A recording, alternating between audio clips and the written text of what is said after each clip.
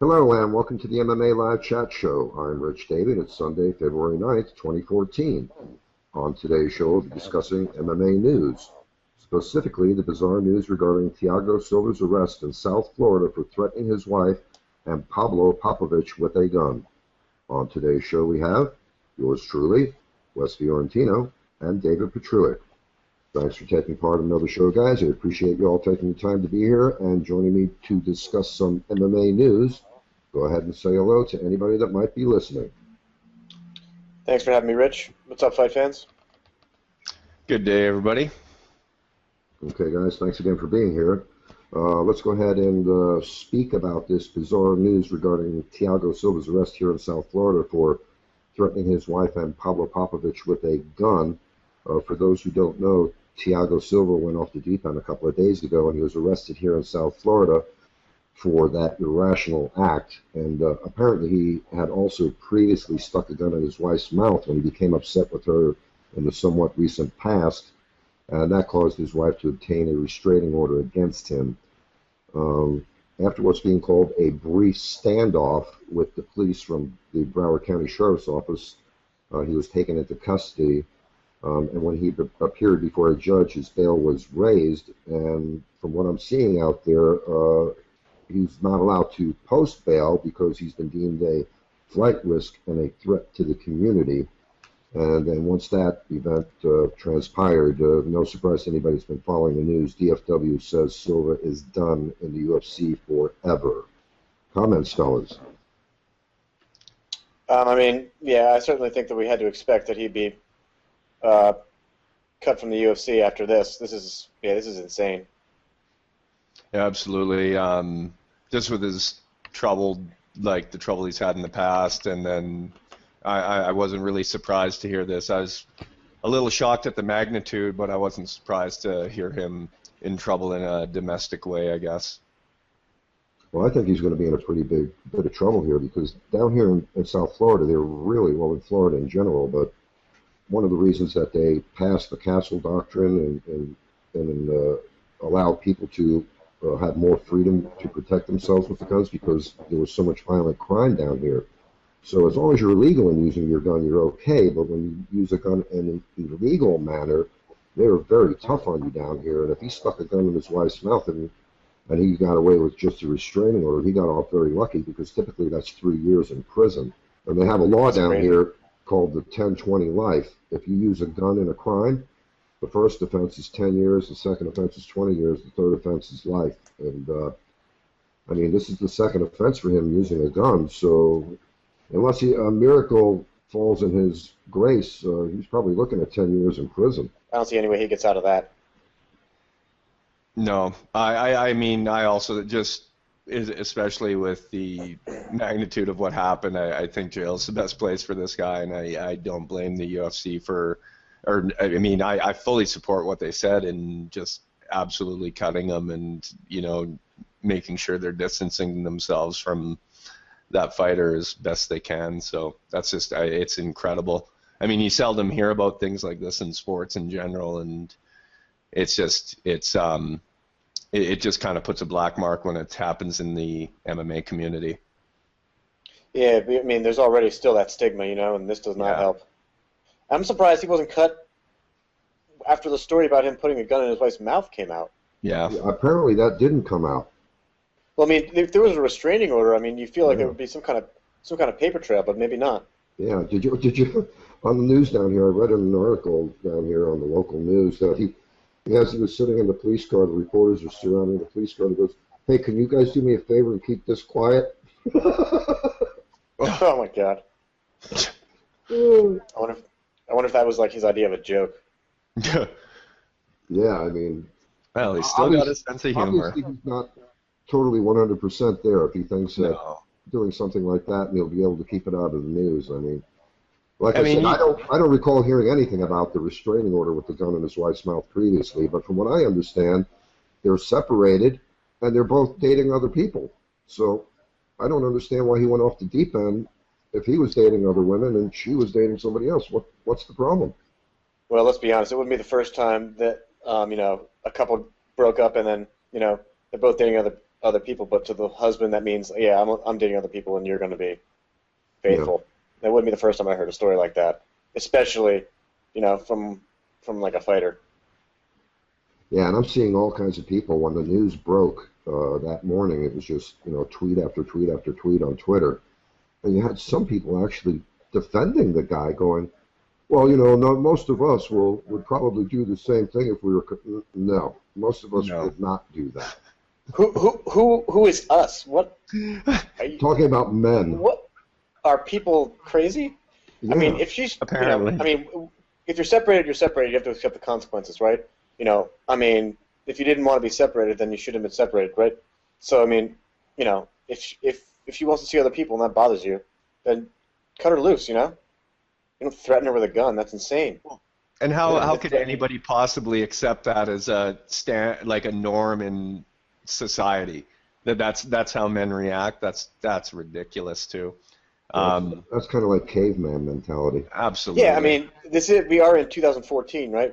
This isn't like 1831. Yeah.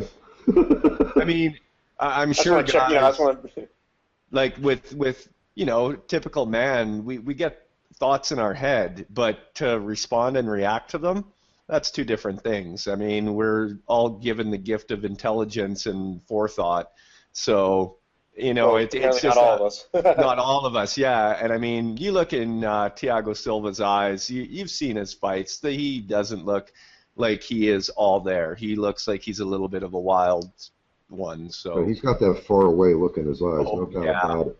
That 1,000-yard stare. Oh yeah. Yeah. Yeah, what I don't understand is, I don't know what precipitated the whole thing. I mean, because, again, we're seeing news that, they're each dating individuals.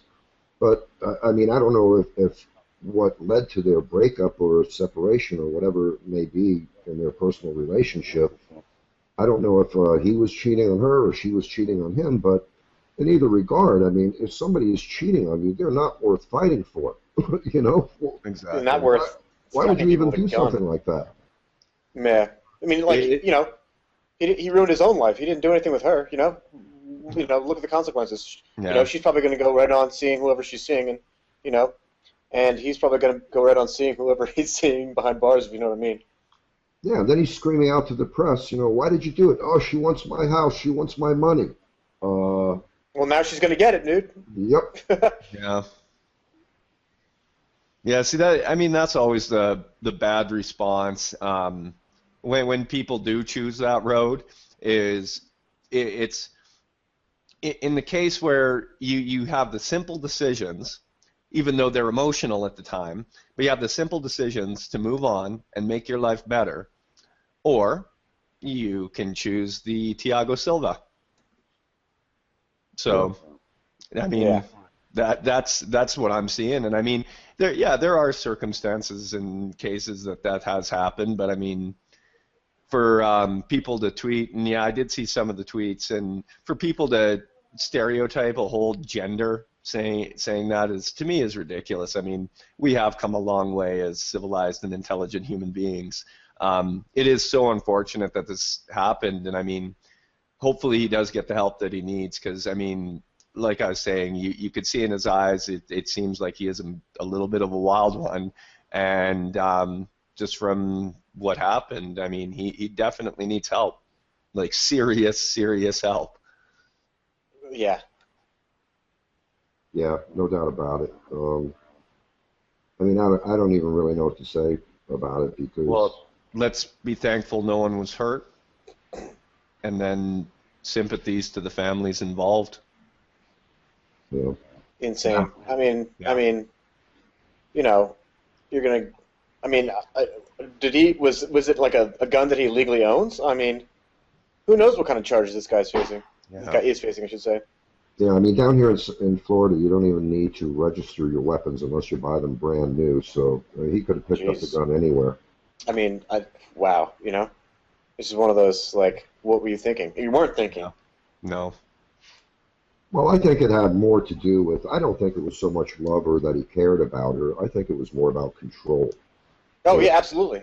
Yeah. I mean, he put his gun in her mouth, right? I mean, that's not something normal people do. That's not like, That's Yeah. not about love. That is definitely about control. You Yeah, know? and that was a separate incident before this even happened.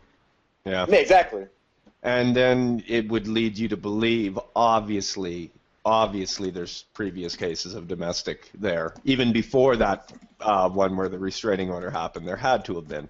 Things like that just don't all of a sudden, bam, creep up into the surface. They're underlying and it's something that's always, I guess, been maybe under the surface of the relationship or Yeah, had come out. people try to use the cop out that it was a crime of passion, but obviously the guy is a control freak. Plain and simple. He was going to control the outcome of the situation. He didn't like it. He was going to use a gun to make it turn out the way that he wanted, but unfortunately, it didn't work out that way for the fellow. Clearly. Yeah. All right. So, any other comments on that one? Just that, what if Popovitch actually had come outside like he wanted? I mean, you He gotta did. He wonder. did go outside. Yeah. Oh, is that what happened? Yeah, he came outside, and when he saw the gun, he turned around and went back inside and called 911. Oh, right. But it's And then Thiago took off, went to his condo, and it was in Oakland Park, Florida. I know a lot of the news was saying it was in Miami-Dade, but it wasn't. It was in Broward County when the city was Oakland Park. He went to his condo, and he supposedly went in, and they were saying barricaded himself inside. But because no one would think to look for him there. yeah, exactly. That was a rational act. Let me go home and barricade myself inside my apartment. Yeah, but apparently they went to the door, they knocked on the door, and he restrained somewhat without force because he also had a resisting charge against him as well. Oh, great. Yeah. So, not looking good for him. I'm going to say more than likely he's going to get a minimum of 5 years. He should get at least 10. And if they take into account... This is the kind of dude who might go into prison and kill someone. Exactly. And if they take into account that previous incident where he stuck the gun in his wife's mouth, he might get 10 years. So he's probably not going to leave the state of Florida for a while because he's going to be in prison more than likely. Yeah, and he's the kind of guy that'll go in there and do something stupid and end up being there a lot longer. Yeah. Wouldn't shock me at all, Yeah. It doesn't sound like he has much to really live for outside of. I mean, unless he really wants to get back to his career. But if he does 5 years, that's not going to happen. Yeah, and who's going to take him now? I mean, even with this whole situation surrounding him, I mean, Bellator might take him. Maybe. I mean, he can probably get a job on the regional circuit, but as far as the UFC is concerned, they've signed some sketchy guys in the past, but I mean, they're pretty much past that age. Well, Bellator hired that guy. What was his name? Daniel Strauss, I believe it was. Well, he was already on the roster before all that happened with him. Yeah, but he wound up having the gun charge because he did some other crime or something like that. Went to jail, got out of jail, and he became the champ in a year. Yeah. Okay, any more comments on this one, fellas? Just that it's a shame. I mean, he's an exciting fighter in the light heavyweight division right now. Light heavyweight, it's not exactly their deepest division anymore. A lot of the older stars are on their way out. And I just feel like there's not necessarily as much younger talent on the come up. So it's a shame that something like this happens to a guy who is, like I said, still a tough guy, still an exciting fighter, and not exceptionally old. He's 31, right? So it's a shame that he had a pretty good record too. What was he? 14-2. I think yeah, something like that. 14-2, 14-3. 14-2. I mean, what a waste of a career. Yep. A promising career. He's still young. I mean, I guarantee, how when Mike Tyson was under the tutelage of Customato, how he completely controlled that personality and harnessed it and focused it to being that super champion. I guarantee Alves seemed like he had that potential, and now it's for nothing. Yeah, threw away. Yeah, he's 16-3 actually. Okay, 16-3. Still pretty good record. 12 knockouts.